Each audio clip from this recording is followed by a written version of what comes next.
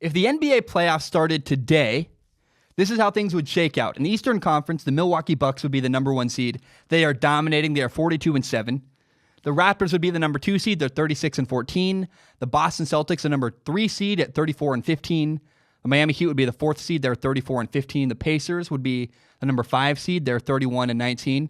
The Philadelphia 76ers and all their fantastic, great star players, they're actually the 6th seed. They're 31-20. The Brooklyn Nets are 22-27, and the Orlando Magic are 22-28. They would be the number 8 seed. Now in the Western Conference, we have the Eastern Conference is dominated by the Milwaukee Bucks. The Western Conference is dominated by Los Angeles, period. The number 1 seed is the LA Lakers. They're 37-11. The number 2 seed would be the LA Clippers. They're 35-15. Now here are the next 2 teams are really intriguing to me because they play good basketball. They have some stars, but they just play really good team basketball. The Denver Nuggets are number 3. They'd be the 3rd seed. They're 34-16. They're awesome. The Utah Jazz are the number 4 seed. They're 32-17. The Houston Rockets are the 5th seed. They are 31-18. The Dallas Mavericks would be the 6th seed. They're 31-19. The Oklahoma City Thunder would be the 7th seed. They're 30-20. And the Memphis Grizzlies sit at 25-25. They would be the number 8 seed. It's also notable that the Blazers are right behind the Memphis Grizzlies. They're the number 9 seed. They are currently 23-27, I believe. They're 2 games behind the Memphis Grizzlies. It's been fun, man. I really have enjoyed this NBA season. I want to start with the Blazers because in the last 6 games, Damian Lillard has been on a tear. Listen to the numbers in the last 6 games. He scored 61 points, 47 points, 50 points, 36 points, 48 points, and then on Saturday he scored 51 points against the Utah Jazz in a victory. And he's not just scoring a ton of points. The Blazers are winning. The Blazers have won 5 of their last 6. Damian Lillard is not just helping the Blazers win, he's carrying the Blazers to victory. It's awesome. I really love it, man. He's listen to this. In the last 6 games, his 3-point percentage, the lowest one he's shot, the lowest 3-point percentage he shot in any of these 6 games was 53%. He's hit at least 6 3-pointers in the last 6 games. He's got a game with 11 of them in 1 game. It's crazy, and he makes it look effortless.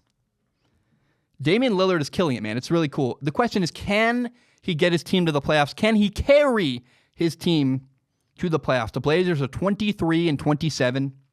They're 9th in the Western Conference, and they are so close to playoff seeding. They're 2 games behind the Memphis Grizzlies. It's just been fun. It's been really fun to watch Damian Lillard do his thing. Now, the Memphis Grizzlies are 25-25. They're the number 8 seed in the Western Conference. They've been dealing with some drama. The Grizzlies are led by Ja Morant. They've got a young core group of players. And they have a veteran, Andre Iguodala, who never showed up to play this year. He literally hasn't played a minute of basketball this year. He hasn't played at all.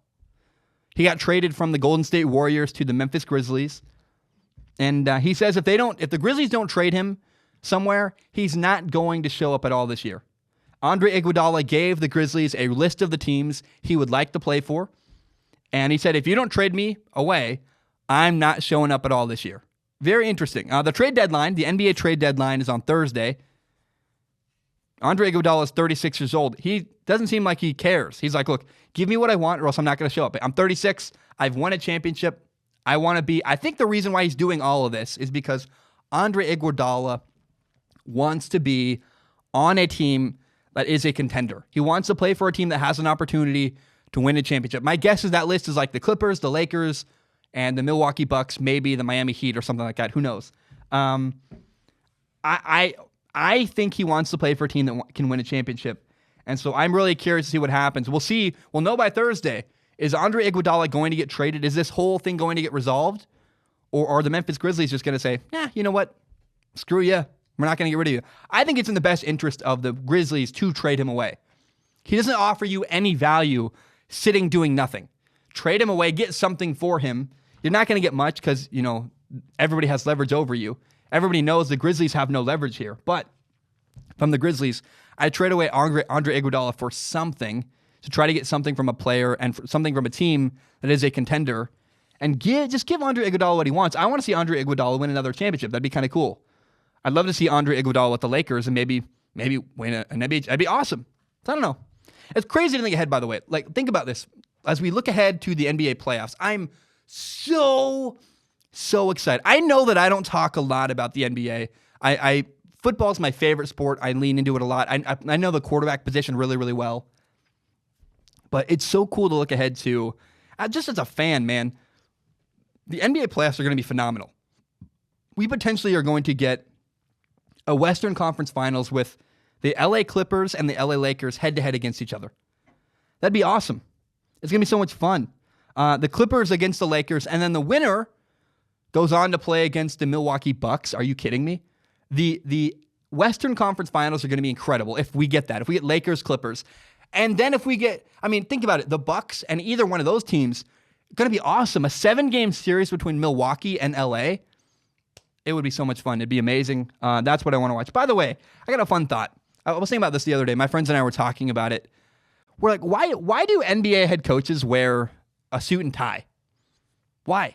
I don't get it. It looks so uncomfortable. I get it that it's cultural. It's cultural that basketball coaches are well-dressed, have the suit, they got the tie, they wear their stupid dress shoes. Like, it can't be comfortable to sweat and run around and yell in a suit and a tie. Like, I just don't, no way. I dress casual.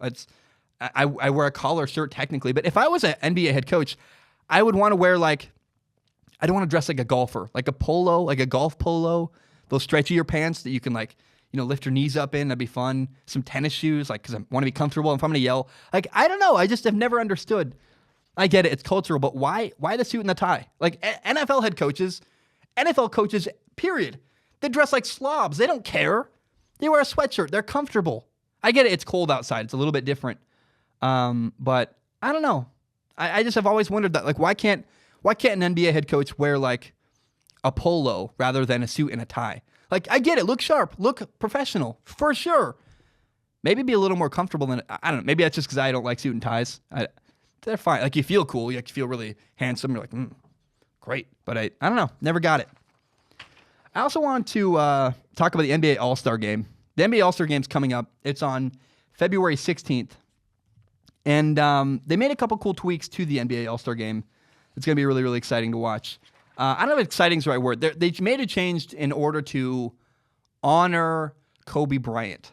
Now, some of the tweaks I'm not going to mention because I think they would just confuse you. But here's the gist of it. What's going to happen is you play the first 3 quarters of the NBA All-Star Game. And the fourth quarter is different. The fourth quarter is designed to honor Kobe. So you take the score of the winning team. Let's say the winning team has 100 points.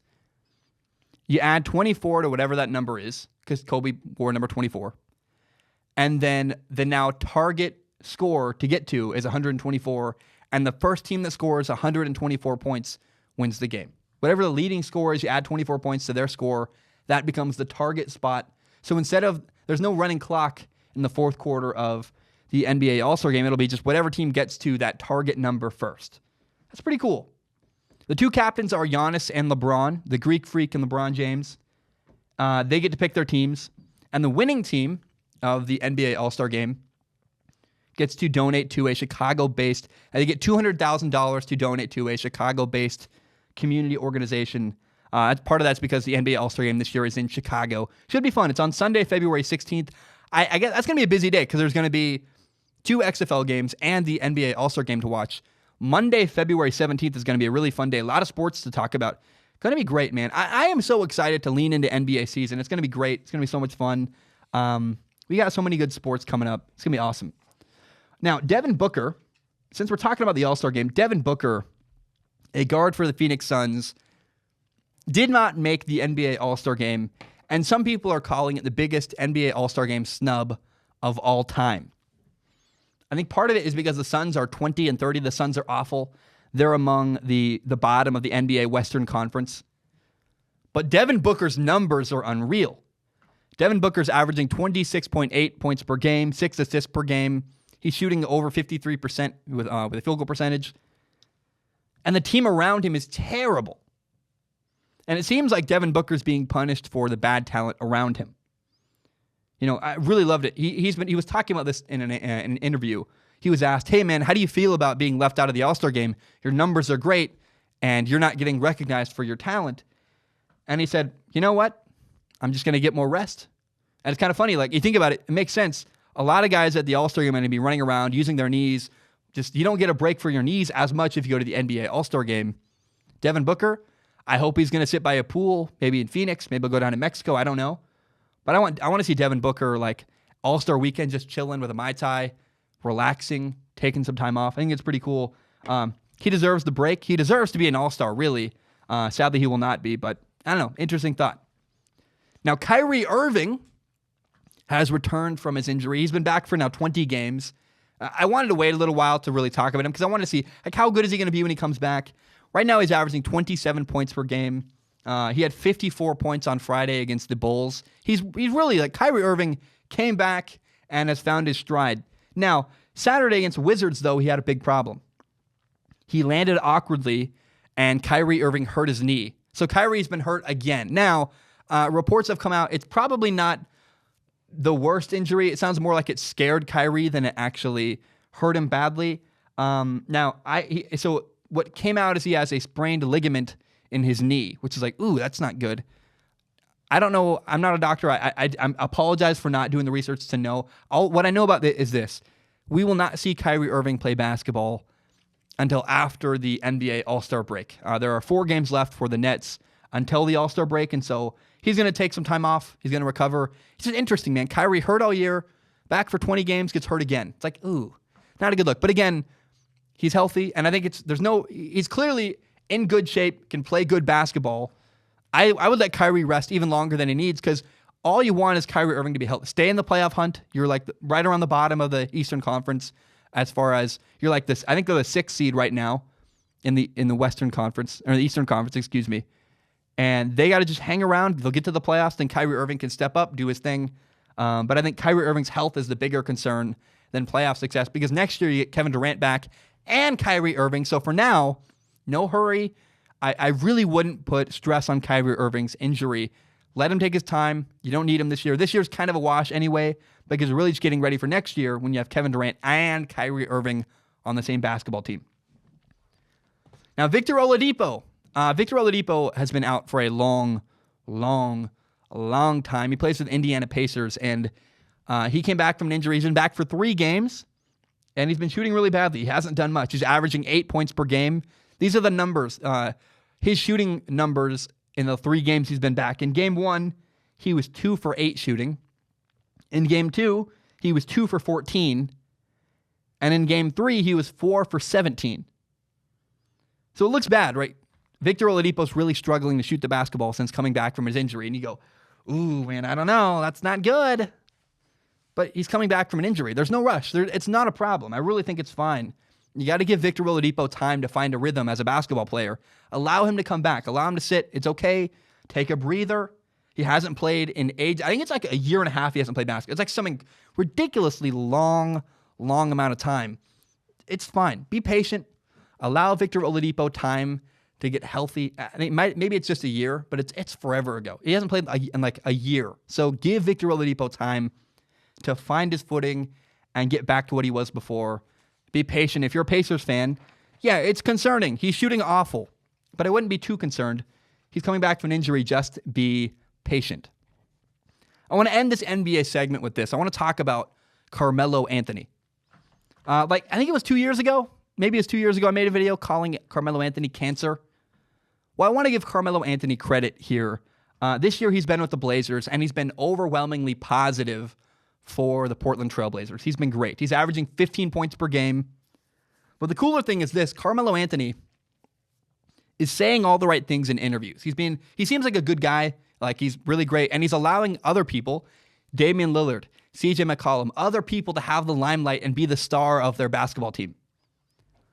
And it's cool to see. It's a bit of redemption for Carmelo Anthony. Right now, the Blazers are actually only 2 games back out of the playoffs. They're 23 and 27. The Grizzlies are 25 and 25. If they can catch the Grizzlies, they'd be the number 8 seed in the NBA. And Carmelo Anthony's a big part of that. And that's pretty cool to me that Carmelo Anthony is on the Blazers, making an impact, not being a distraction, not being hard to work with. it's a good positive note for Carmelo Anthony. And if this is his last year of playing basketball, I don't know if it is or is not. But if it is, what a great way to end his career. Being on a basketball team, being a positive example, being a positive piece, and ending gracefully, which he is doing. He's playing, it's very graceful what he's doing right now with the Portland Trailblazers. I want to give an apology to Carmelo Anthony.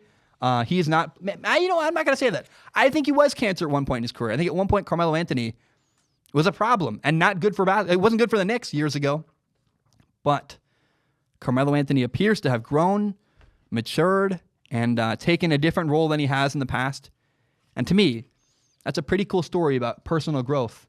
And I'm all about personal growth.